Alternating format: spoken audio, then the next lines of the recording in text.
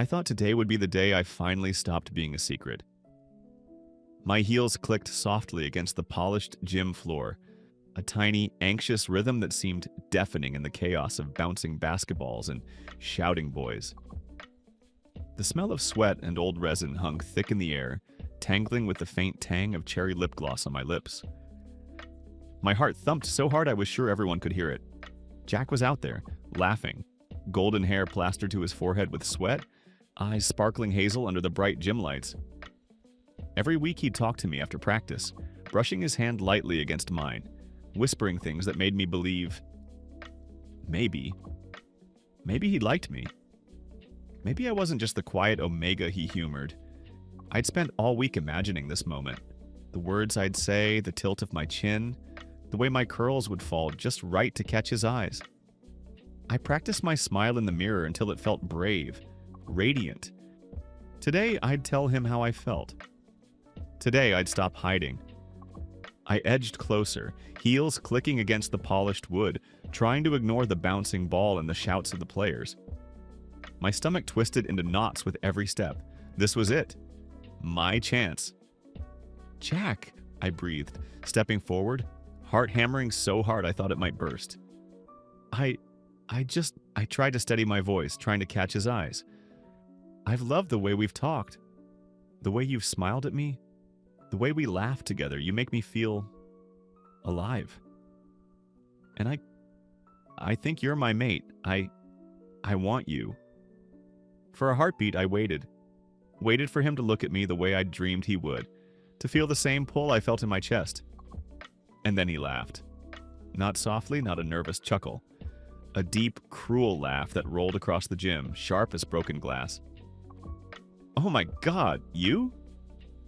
My mate? Ethan, are you for real?" His eyes glinted with something sharp, cruel, as if my confession were the funniest joke he'd ever heard. "Ha ha ha. You actually believe that? Me choosing you?" I froze. The words were like ice in my veins. I stumbled backwards, shock breaking through like ice. "Wait, what? But you... the things you said... you said..." He rolled his eyes, cruel and sharp. "Oh, come on. Don't tell me you actually believed that. I was just looking to rut. Have you seen yourself?" He laughed again. "I mean, look at you. Dreaming in heels and lip gloss. Thinking some alpha in their right mind would ever want a pathetic little sissy omega like you. Do you think anyone could love that?" The words tore through me, sharper than any physical pain I'd ever known. My mouth opened, trying to scream, to argue, to make him remember all the late-night whispers, the little smiles, the moments I thought were real, but nothing came out. I wanted to disappear. I wanted to sink through the polished wood and never be seen again. My chest ached, my eyes burned, and my lips quivered with unshed tears. And then I ran. The sound of my heels clicking against the hallway floor was frantic, echoing off the lockers, a rhythm of desperation. Click, click, click. Each step carrying away the fragile hope I'd been holding in my chest for years. Not like gunfire, fragile, desperate, like my heart trying to escape my ribs. By the time I burst through the doors, wind whipping my curls into my face, lip gloss smeared, chest heaving, I realized the truth. The dream, him. Me, all of it, shattered. I'd finally stepped out of the shadows, and he'd thrown me back into them with a single cruel laugh. And I didn't know if I'd ever want to try again. 4 years later, I walked back into the pack hall like I'd never once run from it in tears. The place was exactly as I remembered. Vaulted beams stretching overhead, long oak tables polished so bright they reflected the glow of the chandeliers, the air buzzing with pack chatter. It smelled of roasted meat, wine, and too many alphas pressed into one space. But I wasn't the same boy who'd left with swollen eyes and a shattered heart. The city had shaped me. I'd worked, studied, and learned what it meant to hold myself with pride. I painted faces for a living, sometimes brides trembling with nerves, sometimes queens about to step into the spotlight. and each stroke of my brush reminded me that softness wasn't weakness. It was strength. It was mine. Now my eyeliner was winged razor sharp, my lipstick a daring shade that dared anyone to mock me, and my heels were unapologetically higher than ever. Each step echoed confidently against the stone floor. Click, click, click. Not the gunshot of running away. No, this was a rhythm. A march. My own. I felt the eyes before I saw them. Whispers stirred as I passed. And then, Jack. His hazel gaze locked onto me across the room. For just a heartbeat, his mouth parted in shock, like he was. Seeing a ghost. His jaw clenched. Disdain washed over his face, familiar as an old scar. Same sneer, same curling lip, like the years hadn't changed him at all. My stomach twisted, but I held my chin high. I wasn't that boy anymore. Before his expression could sour into words, another presence shifted the air. Sebastian, Jack's older brother, the one who'd been away studying overseas when everything went down. He was taller than I remembered, broad-shouldered, every line of his frame taut with the kind of confidence that didn't need to be loud. His black hair caught the chandelier's light, and when his green eyes swept the room, conversations faltered. And then, those eyes found me. The moment stretched, pulling tight like a bowstring. His gaze lingered steady, curious, as if he couldn't quite place me, couldn't quite look away either. Something fluttered in my chest. Strange. Unfamiliar. Not the desperate, burning crush I'd once had on Jack. Number. This was different. Quieter. Heavier. A pull. I saw it flicker in him too. A brief stillness. The faint furrow of his brow, like he was trying to name a song he'd never heard before. But then he blinked, shoulders straightening, and whatever passed between us went unspoken. Jack's fists clenched at his sides, jaw tight, eyes darting between us. And I just smiled. For the first time in years, I wasn't the one running. A little while later, the pack hall buzzed with greetings, laughter, clinking glasses. I tried to keep my stride steady, my chin high, but the weight of all the eyes following me was impossible to ignore. Whispers slipped through the crowd like smoke, too soft to catch, but I knew what they were about. Me. Always me. Jack was still glaring across the room, the same sneer twisting his mouth when a shadow shifted beside him. Sebastian. He didn't just walk into the space, he filled it. Taller, broader, sharper in every way.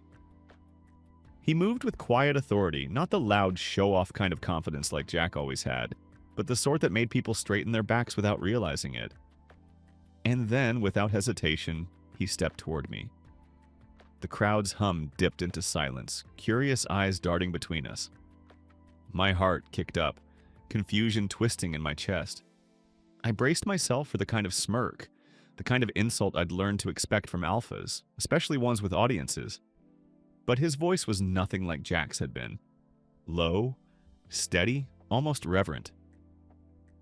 You've come back more beautiful than I heard. For a second, I thought I misheard him. Heat rushed to my cheeks and an embarrassed laugh caught in my throat. Beautiful? Nobody had ever said that out loud here. Gasps rippled through the room. I caught sight of pack members exchanging startled looks, some with raised brows, some outright whispering. Jack's face twisted. What the hell? He started, but Sebastian ignored him completely, closing the last bit of distance between us. I froze as his hand lifted, large, calloused, steady. He didn't grab me, didn't dominate me. Instead, he took my hand gently, like I was made of glass, and lowered his head. And then, in front of every single person watching, Sebastian brushed his lips against my knuckles. The room erupted. Murmurs, sharp intakes of breath, a few outright gasps. The same people who once laughed at me in this hall now stared in stunned silence. I couldn't breathe. My face burned, my lips parted, my entire body caught between disbelief and the rush of something dangerously warm. Was this real? Was this another trick? Sebastian straightened, his green eyes locking on mine with a faint curve to his lips. Something dangerously close to a smile. The kind of smile that said he knew exactly what he'd just done. Jack, meanwhile, was sputtering, his ears red. Sebastian! You can't just... He's... Sebastian finally looked at him, slow and unbothered. He's what, Jack? His voice was smooth, edged with steel. Beautiful. Worth noticing? Because I'd agree. The crowd chuckled. A ripple of amusement spread, at Jack's expense, not mine. For once. I couldn't help it. My lips tugged into a smile, small and startled, but real. The humiliation of years ago still lingered like an old scar, but right now? Right now, it was Jack's turn to look like a fool. And Sebastian, he didn't break eye contact, not once. 2 months later. If anyone had told me after that first night that Sebastian and I would keep crossing paths, I would have laughed. The pack was huge, the city busy, and he was an alpha with more responsibilities than I could count. But somehow, without ever planning it, we kept running into each other. Sometimes it was small things. Like the morning I was carrying 2 grocery bags too heavy for my wrists, my heels making the hill near the pack house feel like. Everest, I nearly tripped until a steady hand caught my elbow. I looked up to find Sebastian there, his green eyes amused. You fight battles in stilettos, he said lightly, but a bag of oranges almost takes you out? I laughed, cheeks burning. Don't mock the heels. They're part of my religion. He smirked, and instead of taking the bags from me, he carried them alongside me. No fuss. No teasing about how I should have worn sneakers. Just quiet presence. Other times it was less accidental, more orchestrated by fate. At packed dinners, I'd find myself seated across from him, Jack glaring from 3 chairs down. Sebastian had this infuriating way of watching me when he thought no one noticed, like I was a puzzle he wanted to solve. And I couldn't help stealing glances back. One evening, I caught him staring just as I was sipping wine. His brow arched, a flicker of amusement tugging at his mouth. You've got lipstick on your glass, he murmured, when the table noise rose high enough. I leaned closer, pretending annoyance. Then stopped staring at my mouth long enough to notice. The tiniest pause. Then he chuckled, a low, warm sound that sent a shiver down my spine. The more we spoke, the more I realized Sebastian wasn't like Jack. He didn't tease to wound. His words, even when playful, landed soft. Curious, interested. Of course, Jack hated every second of it. At training sessions, when Sebastian would linger a moment too long after greeting me, Jack would appear, bristling. Don't you have better things to do than flirt with every alpha that bats their lashes? I shot back before I could stop myself. Funny, I don't recall batting them at you. The warriors nearby snickered, and Jack's ears burned crimson. At one gathering, I wore a silky cream blouse that shimmered under the chandeliers, paired with heels so tall even I worried I'd topple. When I entered, conversation lulled, and Jack's muttered insult carried across the room. Peacocking, as if anyone's impressed. But then Sebastian stood, crossing the room without hesitation. He offered his arm, a faint smile curving his lips. You look impressive, he said simply, like it was a fact. I'd be honored if you'd sit with me. The hush that fell over the room was sweeter than wine. It wasn't just the big gestures, though. It was the little ones that tangled me up inside. The way his hand brushed against mine when he passed me a glass. The way he leaned just close enough to ask me about city life, his voice pitched low like we were sharing secrets. The way his eyes lit up when I teased him, like he wasn't used to people poking fun at him, and he liked it. Once at a bonfire, someone dared me to sing. I almost refused, nerves buzzing in my throat, but Sebastian leaned down just enough to murmur, I'd like to hear you. So I did. And when the song ended, he was the only one who clapped first, loud and certain, forcing everyone else to follow. 2 months of these tiny moments built something quiet but undeniable between us. Not quite spoken, not quite hidden. Just there, woven into glances, laughter, and the warmth that sparked when our shoulders brushed. And all the while, Jack simmered, watching, seething. Each look Sebastian gave me was another crack, splitting his pride. But me? For the first time, I wasn't looking over my shoulder for approval. I was smiling, laughing, living, and every time Sebastian looked at me like I was worth looking at, a part of me healed. 3 months later. By the third month, it wasn't a secret anymore. Sebastian and I still hadn't voiced anything out loud, hadn't said the words, whatever this is, but it lived between us, pulsing like a current. The pack felt it, even if they wouldn't name it. Everyone noticed the little things, how his chair always ended up beside mine at pack dinners, no matter how the tables were arranged. How he remembered to bring me coffee exactly the way I liked it during meetings. 2 sugars, splash of cream, sliding it in front of me without a word. How I laughed more now, not the nervous, stifled laugh of before, but the kind that bubbled up and warmed the air. And the pack. They looked. They whispered.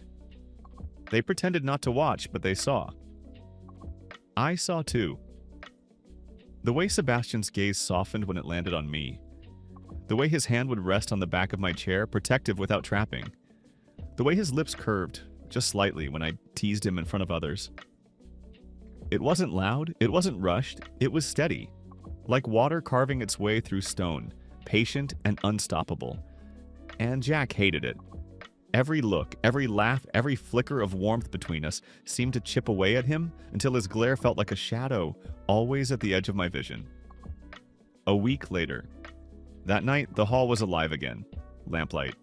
Spilling golden over polished wood, chatter and music filling the air. I wore a dark red shirt tucked into fitted trousers, my heels catching the light with every step.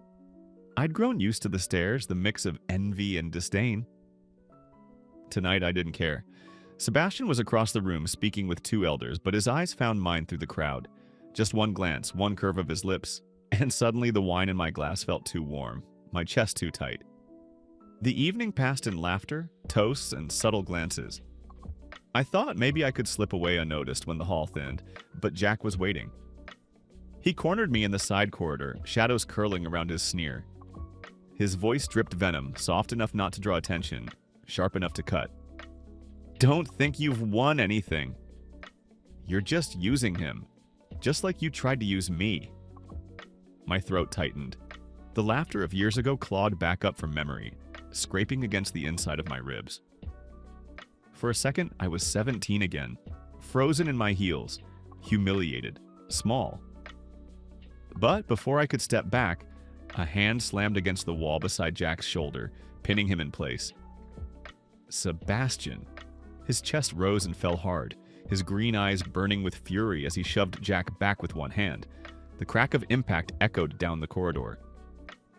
You don't speak to him that way. Not anymore. Jack's bravado flickered, his mouth twisting but no words coming. And me? For the first time, I felt something I'd never allowed myself before. Protected. Not mocked. Not belittled. Protected. The bond between us, whatever it was, tightened like a knot pulled taut. The next morning. Of course the whispers spread. By morning the elders had gathered. The council chamber was colder than the hall, lined with high-backed chairs and faces carved from disapproval. Their voices rang like knives. An Omega like that? He'll embarrass us. Sebastian should mate a respectable alpha female. Sebastian stood at the center, towering, arms folded. He didn't flinch. His father's voice cut through the rest, sharp and cold. Will you disgrace us by choosing someone who flaunts weakness? My breath caught. My pulse thundered in my ears.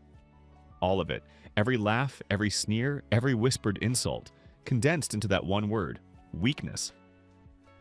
But Sebastian didn't bend. He didn't hesitate. His voice thundered against the walls, shaking the chamber with its certainty. What you call weakness, I call strength. He is mine. Silence fell like a stone. My breath hitched, chest tight, eyes stinging. For the first time in my life, someone wasn't defending me behind closed doors or in whispers. He said it openly, proudly, without shame. And as I stood there, heels clicking softly against the stone floor, I realized I wasn't just being seen. I was being claimed. Later that night, the night was velvet dark, the mountain air sharp with pine and cold stone. The stars spilled endless above us, silver fire scattered across the sky. Sebastian's hand was warm against mine, steady, grounding me as he led me up the last rocky slope. "Close your eyes," he murmured, and for once I didn't argue. I trusted him. When he told me to open them, I nearly forgot how to breathe. Below us, the valley stretched wide, a tapestry of forests and rivers silvered by moonlight. The pack village glowed faintly in the distance, lanterns like scattered embers. Up here, though, it was just us, the world too far away to touch. My heels clicked softly against the stone as I turned, and there he was. Sebastian, Alpha Enforcer, the man who had shaken the council with his voice, was suddenly just a man, down on one knee, eyes lit not by dominance but by devotion. "Ethan," he said, his voice low and rough. 4 years ago, I didn't know you. I had heard of you, but not enough to defend you against the cruelties of my brother. But I felt you the moment I saw you months ago. And now, I can't imagine a world without you. I don't want to." My chest ached with too many feelings at once, laughter and tears tangling together. He pulled out a simple band, silver glinting like starlight. "Will you be mine?" Not because fate demands it, but because I do. The world tilted, my heart leapt, and the only answer I had was the one I'd been carrying in my bones since the day he first touched my hand. "Yes." He rose, towering over me, but his hands trembled as they cupped my face. The kiss started soft, reverent, but then deepened, pulling heat through the cold mountain air. My lips parted, my body leaning into his, and the bond pulsed, wild and hungry. When his teeth grazed the side of my neck, I gasped. His breath was hot, his voice low. "May I?" I tilted my head without thinking, bearing myself, trusting him. And then, pain and pleasure fused as his teeth sank, marking me, claiming me. My cry broke into the night air, echoed by the thunderous surge of bond snapping into place. It burned, it bloomed, it consumed us both. When he pulled back, lips blood-stained but eyes blazing, I knew there was no going back. My skin throbbed where he'd marked me, but my heart had never felt lighter. "You're mine," he whispered. "And you're mine," I breathed, smiling through tears. The stars above bore witness as the boy once humiliated in heels was loved openly, fiercely under the moon. The next morning. The council hall was suffocating with incense and judgment. Every elder sat in their carved stone chair, their eyes sharp as blades, while the pack crowded along the walls waiting for blood. Sebastian stood at my side, tall and unflinching. I could feel the weight of his hand hovering just behind me. Not touching, but ready, as though his very presence was a shield. The head elder rose, robes dragging against the floor. His voice cracked like a whip. "An alpha heir does not mate for vanity." And yet here you stand, Sebastian, marking a boy who flaunts shame like a badge. My gut clenched. Every whisper of too girly, too weak, too much clawed back from the past. Sebastian didn't flinch. His voice was steady, commanding. "He is not shame. He is the bravest one among you." Murmurs stirred, but the elder's eyes narrowed. "Bravery does not make a strong Luna. We cannot follow weakness." The word hit me like a stone. I opened my mouth, but before I could speak, another voice cut through the air. "Jack," he pushed forward, his smirk smug, hazel eyes glinting cruel. "I'll say what you're all thinking. He doesn't belong here. Not in this hall, not beside Sebastian, not leading anyone. He's always been a joke. And if Sebastian ties himself to him, the whole pack will be a joke too." The crowd rippled. Some nodded. Some stayed silent. My chest tightened until I could barely breathe. I wasn't just standing trial for my own worth. I was standing trial for Sebastian's future. And then, before Sebastian could unleash his fury, I stepped forward. My heels clicked against the floor, sharp in the silence. My voice shook at first, but then steadied, stronger with every word. I know what you've called me. I've heard every laugh, every whisper, every cruel word. I was 17 when I was told no alpha would ever want me, that I was too much, that I was nothing. The hall was deathly still. Even Jack froze. I lifted my chin. And yet, here I stand. Still in my heels, still wearing what I love, still myself. Because I would rather be hated for who I am than loved for who I pretend to be. The silence broke, not with jeers, but with murmurs. Not admiration yet, not applause, but something shifting. Sebastian stepped forward now, towering over the hall, his voice thunderous. You think his strength doesn't matter? You think a Luna must look like you expect? Bow when you demand? You're wrong. He has endured your scorn and never bent. That is more strength than any of you have shown, and I will not mate anyone else. The head elder's staff slammed against the stone. You would defy us? Risk everything? Sebastian's jaw was iron. For him. Gladly, because he was never too much. He was always more than enough. And he is mine. Gasps tore through the room. Jack's face went red with fury, but the tide was no longer his. The pack murmured louder, rippling with unease, with recognition, with reluctant respect. And then, from the crowd, a single voice rose. An older Omega, silver hair tied back, eyes gleaming with pride. He speaks true. We mocked him, but he never broke. That is strength. Another joined, then another, until the whispers turned to a wave. Admiration didn't come easy, but it came. Earned, undeniable. I felt my throat tighten, my eyes burn. For once, the laughter wasn't at me. It was for me. Sebastian's hand closed around mine, strong and steady. His voice softened as he looked at me, not at them. Whatever comes, you are mine, and I am yours. I swallowed hard, my chest aching with something bigger than pride. And I'll never apologize for who I am again. The hall roared, not with mockery, but with reluctant acceptance, turning to celebration. The tides had shifted. I wasn't at their feet anymore. I was standing beside my mate, exactly where I belonged.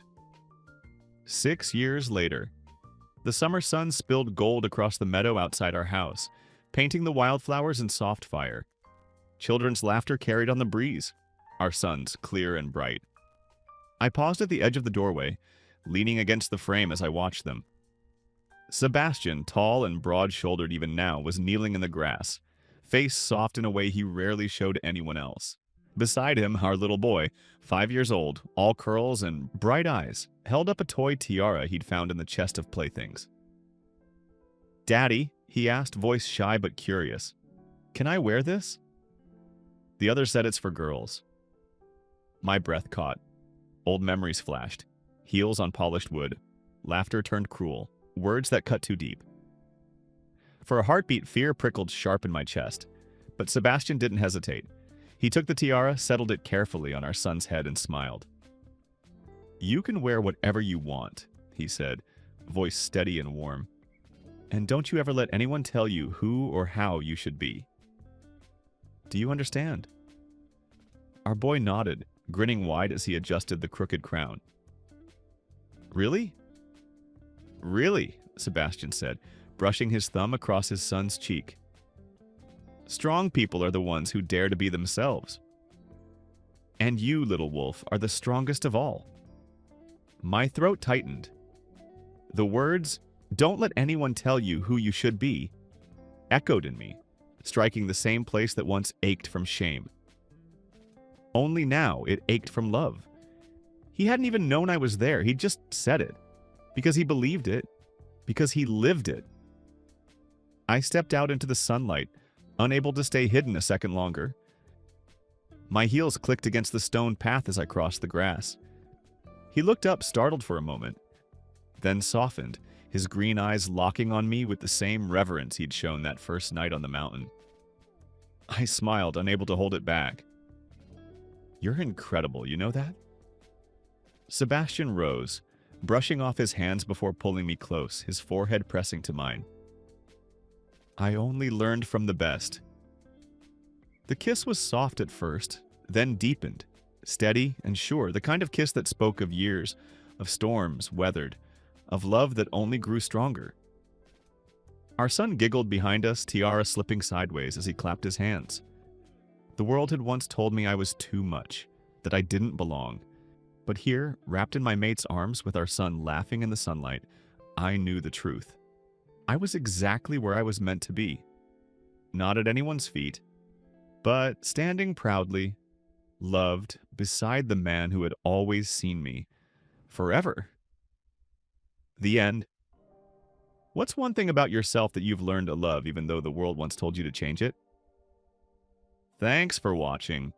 Subscribe to become part of our Rainbow Force and consider joining our membership for early access and exclusive content.